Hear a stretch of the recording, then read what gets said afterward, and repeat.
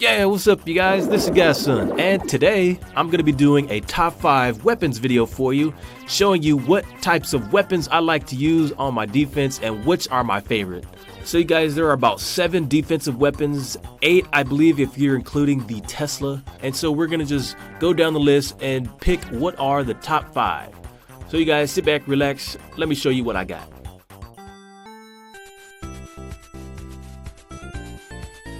Coming in at number 5, it's the Archer Tower. Now, although the Archer Tower does not have as many hit points as the cannon, which is probably better at stopping wall breakers, the Archer Tower, what I like the most about it, has such a bigger radius to stop troops from getting your 50%. In fact, by putting Archer Towers near the edges of your walls, you'll be able to stop attackers cold from getting that 50% wins. And also, Archer Towers are really good at doing damage against golems and heroes. They also shoot air and ground units, which makes them one of my top favorite picks on the list.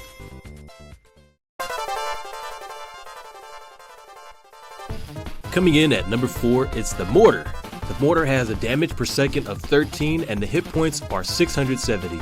It does splash damage and has a range of 11 tiles, stopping those wizards and archers cold. Now you may not remember this, but mortars were a really big part for players in the higher cup range at stopping attackers from luring out their clan castle and heroes. Although it wasn't the strongest weapon, it was really good at foiling some of the attacks when used to put them near the edges of your base. Although now you can't lure out heroes, they are still a really strong weapon if you're at Town Hall 8 and lower, and is the only weapon I can see that has such a shiny look to it.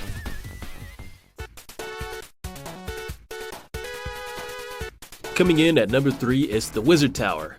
It has 48 damage per second and has hit points of 880. Now I must say the Wizard Tower by far is my favorite weapon. At Town Hall 8, it is the strongest weapon that you can have as it takes out waves and waves of enemies that are trying to get to your Town Hall. Upgrading it to as high as level 7 can even start one-shotting some of the enemies and are really good against troops that flood your base like witches. There isn't really a right or wrong place to put your Wizard Towers. However, by putting them closer to your Town Hall, they should be more effective. Supercell did mention they initially wanted to put 3 wizards on top of 1 tower, however, they changed that and now only 1 remains. But if you ask me, he's doing pretty good on his own.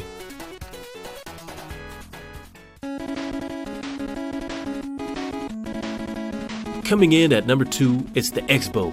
The X-Bow is unlocked at Town Hall 9 and as a max level it costs 80,000 elixir to fill it up. It does 80 damage per second and has 2800 hit points, making it the hardest weapon to take down on defense. Now the X-Bow is by far one of the most unique weapons and acts something like a turret. In fact, it's so cool, the Archer Queen decided to carry one as well. Although it is weak against troops like golems and dragons, it's pretty good at taking out troops like barbs and archers. It also has a secondary feature so that you can aim it up so it can take out air troops such as minions and balloons. So if you ever decide to push, make sure you have some of these to help you out.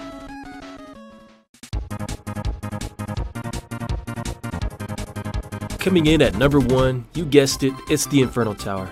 Now the Infernal Tower are actually unlocked at Town Hall 10, and when they were first released, they were the game changer. Before we had Infernal Towers, we had golems and heroes that were just too strong for our bases. So Supercell decided to release these Infernal Towers to help us out on defense.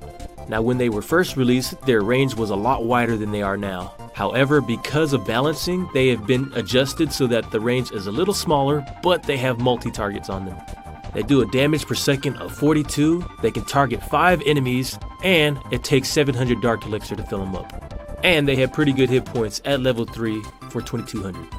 With the Infernal Towers coming in as the number 1 weapon, make sure you put them closer to your Town Hall so that they're harder to get to. Because of the balance changes, most players are setting them to multi, however I like to choose both, having 1 single and 1 multi.